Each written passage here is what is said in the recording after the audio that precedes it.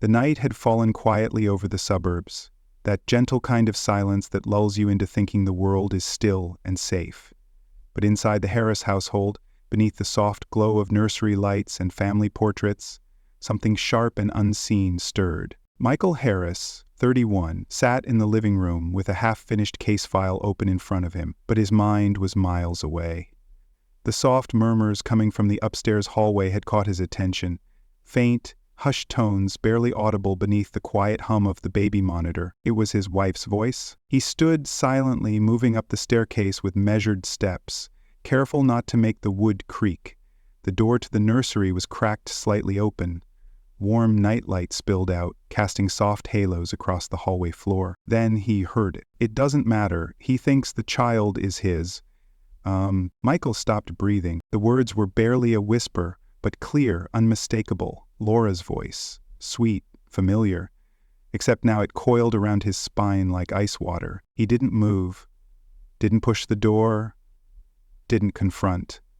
He backed away slowly, careful not to be seen. His heartbeat pounded like war drums inside his chest, but his face remained unreadable, stoic, trained. He returned to the kitchen, poured himself a glass of water, and stared at his reflection in the window above the sink. His own eyes stared back.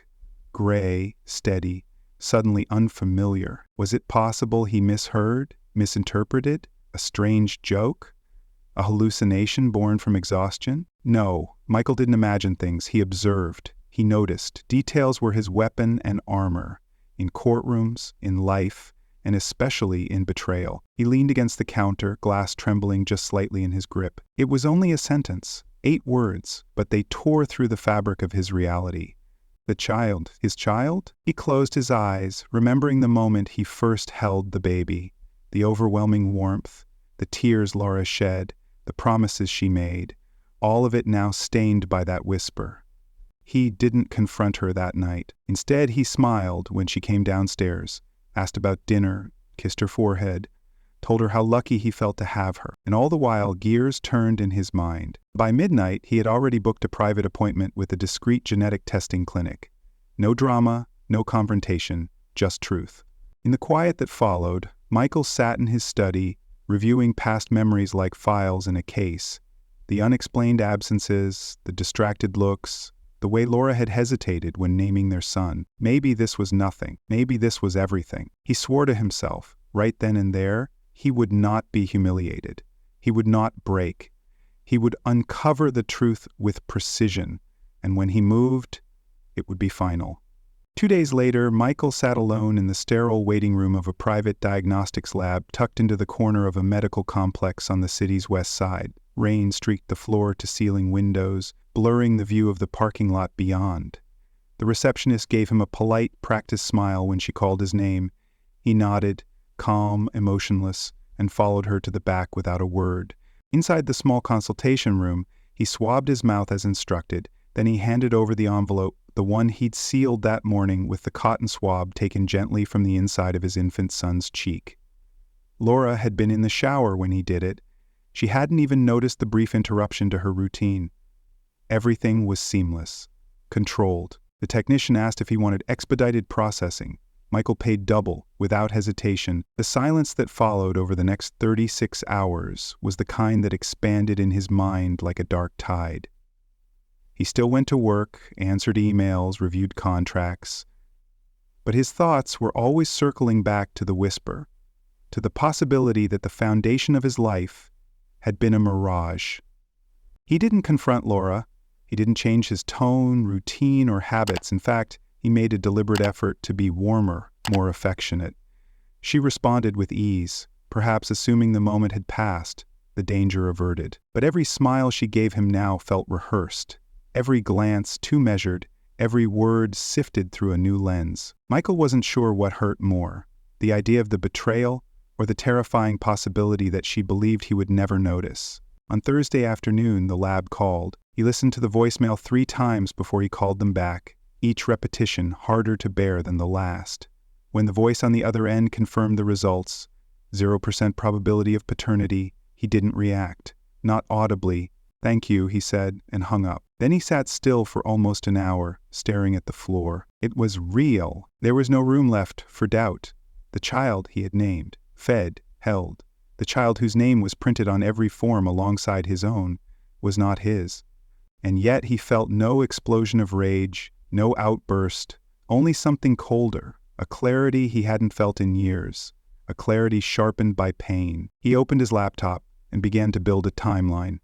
Phone records, travel receipts, her social media activity, photos she'd posted, the hospital log from the night she gave birth. He noted the gaps, the inconsistencies, the moments that hadn't meant anything then, but now screamed with significance. He remembered the way she changed during her pregnancy, sudden mood shifts, tension she'd masked as hormonal stress, and how she cried so much more than expected after the birth. He had thought it was exhaustion. Maybe guilt had worn her down more than motherhood ever could. By midnight, he had enough to understand, not just that she'd cheated, not just that she'd lied, but that she had built an entire second life right under his nose, trusting that his love for her, his trust, would shield her from suspicion forever. Michael stared at her sleeping figure that night, her soft, even breathing, the arm draped carelessly across the pillow. He felt like he was watching a stranger. He didn't hate her. Not yet, but he was no longer hers. The truth had severed something essential, and what remained was purpose. Not vengeance for vengeance's sake, but justice. Laura would never see it coming, and when it hit, it would be swift, legal, final. Saturday morning arrived with deceptive calm. Birdsong, the scent of coffee, a child's laughter echoing down the hallway. Laura hummed in the kitchen, barefoot, swaying lightly as she poured juice into a sippy cup. The picture of domestic peace. Michael sat at the dining table, dressed crisply as always, a subtle contrast to the relaxed weekend air. He watched her, not with affection but with clinical detachment, studying the performance. Every movement calculated, every smile another thread in the unraveling illusion she still believed held. He sipped his coffee slowly, his thoughts elsewhere. He had spent the past 3 nights gathering evidence. Not from Laura's phone, which was guarded tightly, but from her patterns. Her digital footprints were carefully curated, but people always left something behind. A missed sync, an auto-saved file, a cloud backup overlooked.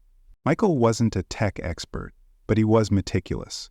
With help from a discreet cybersecurity analyst he'd once helped in a civil suit, he retrieved archived metadata from Laura's shared calendar and a connected email account she'd forgotten existed. Buried in a subfolder of drafts, never sent but still recoverable, was the name, no full name, but it was a thread, a digital trail linked BW to recurring locations, a corporate address downtown, a co-working office suite. It was a lead, and Michael followed it with the precision of a man who'd once deconstructed financial fraud cases by parsing comma placements in balance sheets. By Monday, he had a name, Brian West, age 30, a freelance marketing consultant and visiting brand strategist who had done 2 short-term contracts with Laura's firm during her maternity leave. And a face. Michael stared at the man's professional headshot on LinkedIn. Smug confidence behind a designer beard, a crisp navy suit, and the hollow glint of a man who'd never been tested by consequence. He looked young, successful, reckless. The kind of man who believed married women were fair game. The kind of man who never thought of aftermath. Michael studied the image without emotion, then saved it. Later that day, he made an appointment with an attorney he trusted, Diane Trask, sharp, discreet, and unflinchingly loyal to the facts. She had a reputation for surgical efficiency in divorce litigation and had once turned a no-fault case into a courtroom spectacle that left a cheating husband with nothing but his name. Michael handed her the folder, DNA results, calendar logs, metadata, travel inconsistencies, a preliminary background on Brian West. Diane flipped through the contents in silence. When she looked up, her eyes were sharp. "You're not here to make noise, are you?" Michael shook his head. "I'm here to make it final. I want paternity annulled, the house split on terms I define, and a public court date that won't allow her to hide this in mediation." A slow smile crept across Diane's face. "You've done your homework." "I've lived with a liar," Michael said quietly. "I'm done guessing." Diane nodded. We'll file within 10 days. I'll draft the summons. But you'll need to serve her in person. I will, Michael said, and he'll be there too. Over the next week, Michael built the staging ground. He observed Laura's behavior with renewed focus, not out of spite, but for timing. He confirmed her lunch habits, her post-yoga routines, the nights she claimed to visit her sister. Each time, she had a different look in her eyes, almost relieved when she thought he wasn't suspicious. She'd even begun planning a family trip in early spring, as if the weight of her lie had dissolved. Michael let her dream. He waited, and on Friday evening, he struck. Laura returned home late, a little too much perfume lingering in the air, her smile overly bright. Michael greeted her warmly, helped her hang up her coat. "I thought we could have dinner with a guest," he said. "A guest?" she asked, confused. "Yes," came a voice from the living room. Brian West stood beside the fireplace, looking uncomfortable in jeans and a casual jacket. Caught. Confused. He'd been invited by Michael earlier that week under a different pretense, a private brand consultation. Money talks. Laura's eyes widened, her breath hitching in her throat. "Michael, what is this?" "This," Michael said, stepping forward, "is a correction." He placed a manila envelope on the coffee table. "Inside you'll find the test results, the legal motion to annul paternity, a petition for divorce, and the documentation of your extramarital affair." Laura's face drained of color. Brian shifted on his feet. "Look, I didn't know she was—" "Save it," Michael interrupted. "You're a grown man. You knew, or you didn't care." Laura reached for Michael's hand, but he pulled away, his voice suddenly sharp. "Don't. You've had months to tell me. You chose silence." Tears welled in her eyes, but Michael no longer saw the woman he married, only a stranger wearing her face. "I've filed the motion. You'll be contacted by Diane Trask. I suggest you answer her calls." He turned to Brian. "You're free to go. You've taken enough." And then, without another word, Michael walked to the door, pausing only to look back at the house he once believed was a home. "It's over," he said. Then he left, into the cold night, heart steady. Justice had begun. The courtroom smelled faintly of polished wood and ink, cold, clinical, indifferent to heartbreak. Michael sat straight-backed at the petitioner's table, his charcoal gray suit flawless, his gray eyes unreadable. Beside him, Diane Trask reviewed a final page of notes, her expression razor-sharp. Across the aisle, Laura shifted in her chair, fingers clenched tightly around a damp tissue. Her lawyer, a younger man in an expensive suit, leaned in to whisper something, but she barely reacted. The judge entered without ceremony, a woman in her 60s with sharp eyes and the reputation of disliking melodrama. Perfect. Case number 54890, Harris v. Harris, petition for divorce and annulment of legal paternity, the bailiff called. Michael stood. "Present, Your Honor." Laura's voice trembled slightly. "Also present." The judge scanned the initial file, tapping a pen against the edge of her desk. "This appears straightforward on paper, but I understand there are supplemental claims and supporting evidence?" Diane stood. "Yes, Your Honor. We request that the court recognize Mr. Harris's petition for divorce with cause, based on conclusive genetic testing, infidelity, and financial manipulation. We're also filing for annulment of presumed paternity and restitution of child legal responsibility. Let's proceed." What followed was precise. Clinical even. But the tension in the room was unbearable. Diane walked through the events methodically. The overheard whisper, the discreet DNA test, the damning results. She presented time-stamped logs, calendar inconsistencies, financial withdrawals linked to unexplained outings, and finally, a digital folder containing photographs. The final photo, the one of Laura and Brian embracing outside a boutique hotel, filled the courtroom monitor. Gasps rippled through the back of the room. Laura's parents, seated just behind her, stiffened. Her father dropped his gaze. Her mother blinked rapidly as if hoping it would all vanish. Laura's face was frozen, not in guilt, but in disbelief that the walls she'd so carefully built had collapsed this completely. Her lawyer attempted to mount a defense. "My client acknowledges a personal failing, but she contests the characterization of her actions as malicious." She lied, Diane interrupted calmly, "for over a year. She allowed Mr. Harris to believe he was raising his biological son. She let him pay for everything, medical bills, diapers, insurance, while she carried on a secret relationship. Michael hadn't spoken, not once. He simply listened, watching Laura without hate. Just the quiet stare of someone who had once trusted absolutely and now felt nothing but a clean, detached clarity. The judge turned to Michael. "Mr. Harris, do you wish to speak?" He rose slowly, smoothing the cuffs of his suit. "I don't need to explain what betrayal feels like," he said, voice steady. "But I want the court to know I'm not here to punish anyone. I'm here to end a lie." He turned toward Laura, locking eyes with her. "You broke something that can't be fixed. Not just my trust, my name.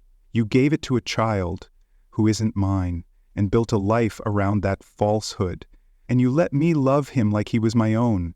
That's not weakness, Laura. That's cruelty." Laura opened her mouth, but no sound came. Michael returned to his seat. The judge was silent for several seconds, then she spoke, firm and final. "This court grants the divorce with cause. The petitioner is released from any legal and financial obligations regarding the child, based on verified non-paternity. Custody and support will be reassigned in accordance with biological parental rights. The respondent is hereby ordered to disclose all relevant information regarding the child's biological father within 7 days." Laura slumped slightly. Her lawyer whispered something again. She nodded mechanically. The judge concluded, "Court is adjourned." The gavel fell like a gunshot. The moment they stepped out into the hallway, Diane let out a breath. "That went cleaner than I expected." Michael nodded. "That's because I didn't let her write the story." He looked over his shoulder. Laura remained inside, crumpled in her chair, eyes locked on the now blank courtroom screen. Her parents didn't wait for her. They walked out quickly, neither acknowledging Michael nor defending their daughter. Michael didn't feel triumph. He felt closure. Outside the courthouse, the sun had emerged, cool and bright, indifferent to the lives it illuminated. Reporters loitered by the gate, likely drawn by whispers of the corporate consultant caught in the crossfire. Michael ignored them. He walked to his car slowly, each step shedding a weight he'd carried far too long. As he reached the driver's seat, his phone vibrated. A message from unknown number. "Please, can we talk? I didn't mean for it to go this far. I still need you. Please, don't shut me out completely. Laura." Michael read the message twice, then deleted it without replying. He looked up at the sky, exhaled, and drove away, towards something new, something honest. For the first time in months, he didn't feel like a man holding back a storm. He felt free. The days that followed the court hearing passed quietly, not in celebration, but in the kind of stillness that follows a long, brutal storm. Michael didn't change his routine. He still woke early, still made his coffee the same way, still drove to work with music low and his thoughts sharp. But everything felt different now. Not lighter, not heavier, just clean. He had returned the keys to the house, bought a modest apartment overlooking a park. Neutral space. No memories carved into the walls, no echoes of Laura's voice or the child's laugh. The place smelled of fresh paint and cedar, unlived in, and for now, that suited him. There was no custody battle. The court had absolved him of all legal obligations. Brian West, after being served with paternity notification, had yet to file any formal response. Laura's silence continued, broken only by the occasional attempt to reach out via text. All unanswered. Michael didn't block her. He didn't need to. Let her speak into the void. Some nights, he found himself standing at the window, watching life go on below. Joggers, parents with strollers, lovers holding hands. He didn't envy them, not anymore. But he did wonder how many of them were living a lie, and didn't yet know it. He had learned something important through all of it. Betrayal doesn't begin with the act. It begins with the first withheld truth. The first edit of a story meant to protect not someone else's feelings, but the liar's comfort. Michael had stopped asking why. It no longer mattered. One evening, 2 weeks after the judgment, his phone rang. No number. He almost ignored it. But something, instinct or maybe the unfinished shape of closure, made him answer. "Michael?" Her voice was soft, uncertain. "It was Laura." He said nothing. "I'm not calling to beg," she said quickly. "I know I lost that right. I need to tell you something." Still, he said nothing. "You were right," she continued. "About everything. About me. About him. I thought I could manage it all. The lie, the love, the guilt. But it doesn't go away, Michael. It follows you, wakes you up in the middle of the night, makes your reflection feel like a stranger. Her breath hitched, and there was silence for a moment. "I'm not doing well," she admitted finally. "Brian's not who I thought he was. He didn't want this. The baby, the commitment. He vanished 2 days after the hearing, and another pause, I didn't know how alone I could feel until the truth came out. And now that it has, everything's broken, even the parts of me I thought were safe." More silence. "I don't know why I'm calling. Maybe I just wanted to hear your voice. Maybe I hoped you'd scream at me. Or maybe I hoped you'd say something that would help me breathe again." Michael looked out the window. A child's bike lay tipped over on the grass below. A bird hopped between branches, entirely unaware of the wreckage people made of each other. He lifted the phone to his lips, spoke quietly. "Some truths don't set you free," he said. "They just show you the size of the cage you built yourself." Then he hung up. No anger, no venom, just silence. The kind that says, "This is the last time." As he placed the phone down, he felt a quiet sense of ending. Not triumph, not even peace, but distance. And in that distance, a beginning. Whatever came next, it would be his to build. Untruth.